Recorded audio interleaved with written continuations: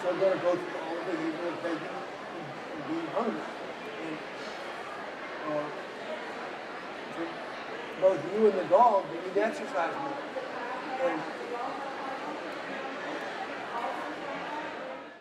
well, I want to thank you all very much for being here, and I want to thank K-9 Kraving for the opportunity. It's a delight to return to Baltimore. I live in New Mexico. There was a fellow that was looking to board his horse, and he went shopping, and the first guy he talked to, he was told that it was $200 and he would keep the manure. And he explained he was just beginning to gather his information about the market, and he'd get back to him. He went to the next guy, and he was told that it would be $100 and he'd keep the manure. He said, well, that's quite a drop. That's an improvement. I'll probably be with you, but let me get back to you. He went to the third person who said, yeah, we board horses, it's $50. And he was surprised. Well, this is great. This is where I'll board my horse. Then he thought, wait a minute, everyone else said something about the manure. They wanted to keep it. And the proprietor responded, look, buddy, at $50 a month, there won't be any manure. And this is at the basis of everything an animal nutritionist does. I'm an animal nutritionist, and I don't mean to be indelicate, but on a good day, everything I do turns to shit. All right, class, pay attention. I started in puppies a long time ago. This was the family's first puppy, and animals have been my professional ambition ever since. Where are we going? Everybody's a critic. Where are we going? What do we want to talk about here? This is our target. There's 3 parts to this. First is a few basics. Secondly, I want to talk about a problem that a large group of diets has. And along the way, we'll set up some nutrition basics, which will then apply when we talk about behavior. Unless you think I'm a big mouth only and a lot of hot air, I want you to keep in mind, we will communicate. Nothing I have to say to you do I think is any more important than what you want to say to me. If you need clarity, raise your hand. We'll deal with it right away. And then we'll have time at the end for your thinking, your experiences.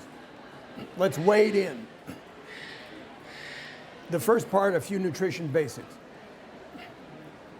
Herbivores harvest plants in large quantities, as we know. Carnivores harvest herbivores in small quantities. Now, where this is going is that at the level of the cell, there is no difference between a tiger and a goat. The cells need all the identical nutrients. Where this comes together, if you were to watch carefully, the lions at a kill, they eat everything. And I don't mean that the hide and the horns and the hooves are left for the hyenas.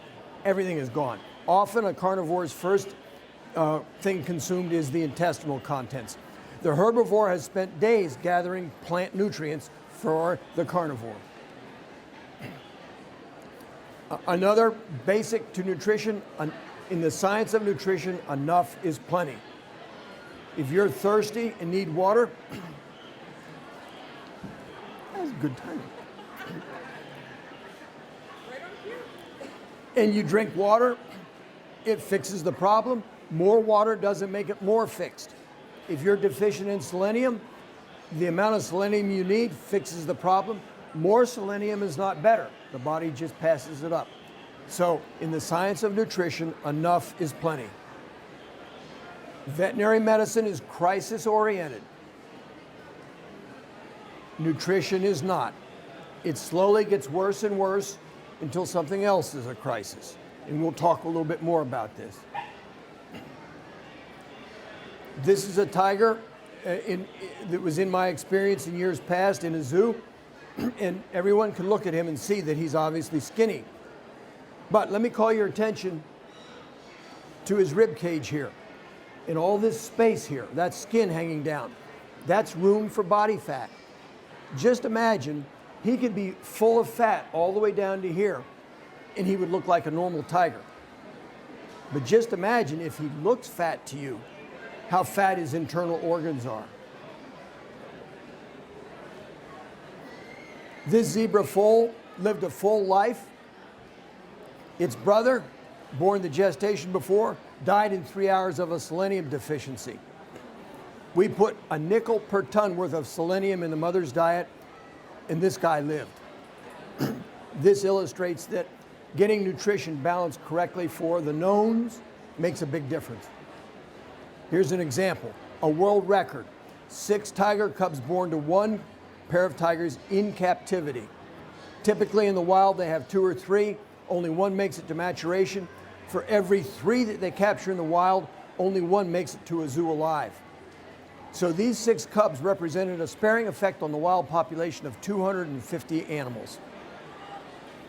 This is another world record. First golden eagle chick born in captivity, hatched, raised. All we did with the tigers and the golden eagle was balance the diet for basic. The black rhino is on the horns of a dilemma. There have been 15 black rhinos born in North America in the history of zoos. And a common problem of the rhino in captivity is hemolytic anemia. It's a vitamin E deficiency. This is a picture of a molecule of vitamin E. Vitamin E is one place, among others, where the health food advocates have a point. Natural is better. And here's the reason. Vitamin E has 3 molecules that can be left or right-handed in each case. So what you have is 2 times 2 times 2 possible molecules of vitamin E. So there's 8. When you go to the health food store and you buy vitamin E, you buy a mixture of 8 molecules. Nature deals in 1. When you feed only that 1 natural vitamin E, you get a much better response.